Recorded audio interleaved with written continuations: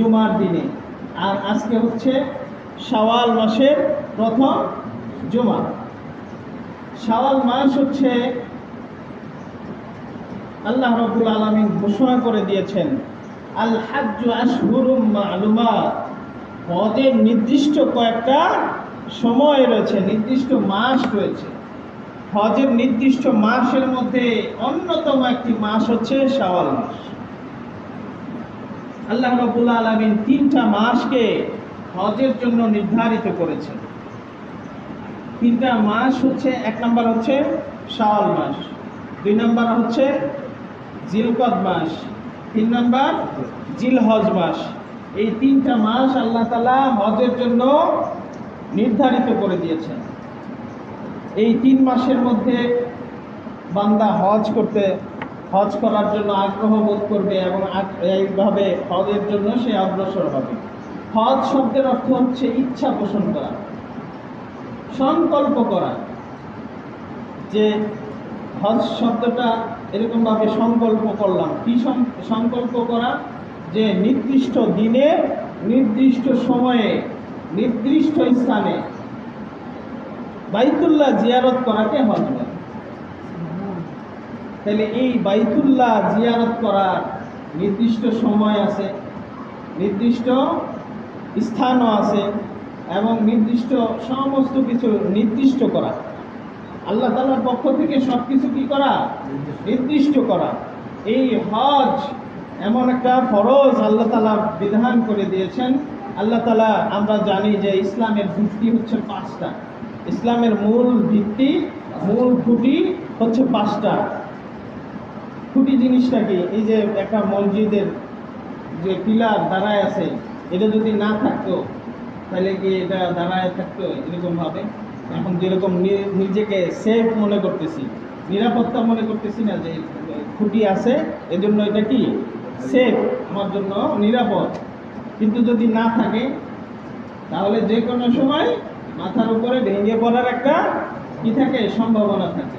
তাহলে এরকম সেফ থাকে না। তো আমার ইসলামের যে মূল ভিত্তি, এই ভিত্তি যদি ভেঙে পড়ে তাহলে আমি আর একজন নিজেকে মুসলমান দাবি করতে পারি না।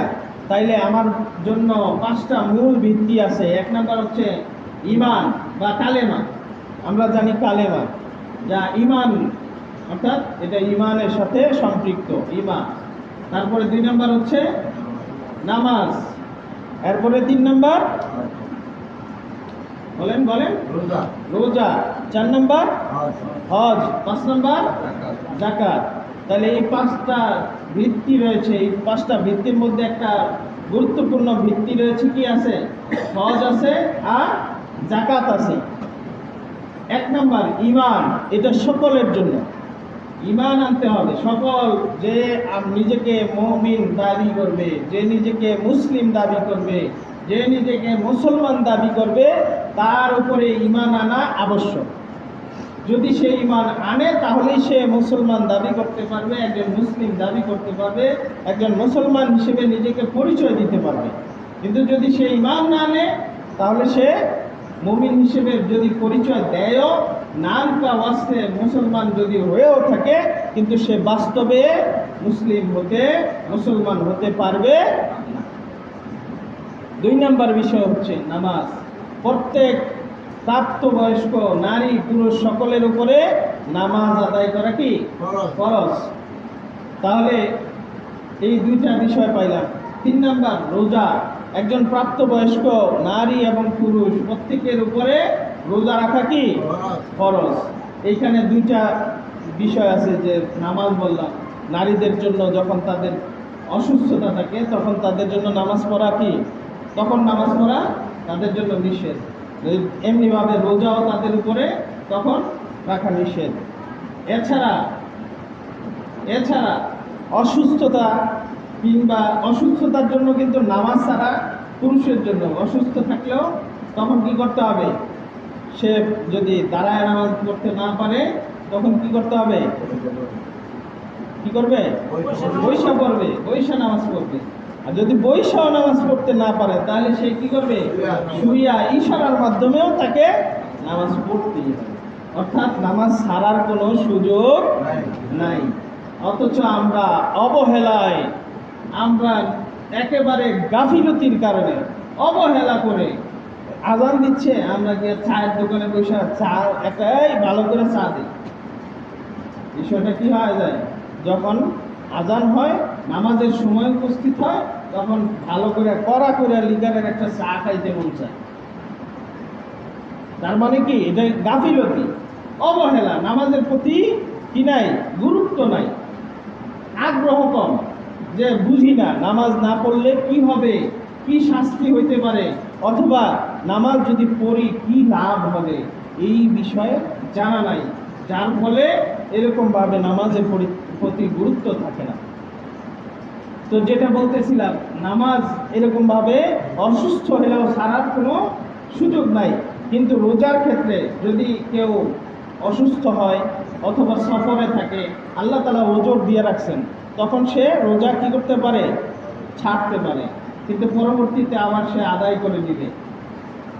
তো যেটা বলতেছিলাম যে 1 নাম্বার হচ্ছে ঈমান, 2 নাম্বার হচ্ছে নামাজ, 3 নাম্বার হচ্ছে রোজা। এই তিনটা প্রত্যেক মুমিন মুসলমান নর নারী সকলের জন্য এই তিনটা ফরজ। আর 2টা ফরজ রয়েছে, যে এই 2টা ফরজ হচ্ছে কি, হজ এবং যাকাত।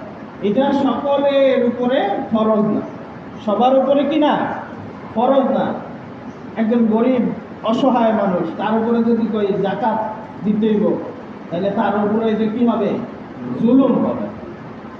যে ব্যক্তি নিজে চলতে পারে না, তারে যদি কই এবার তোরে হজ করতেই, হজ করে, তাহলে তার উপরে এটা কি হবে, জুলুম হবে।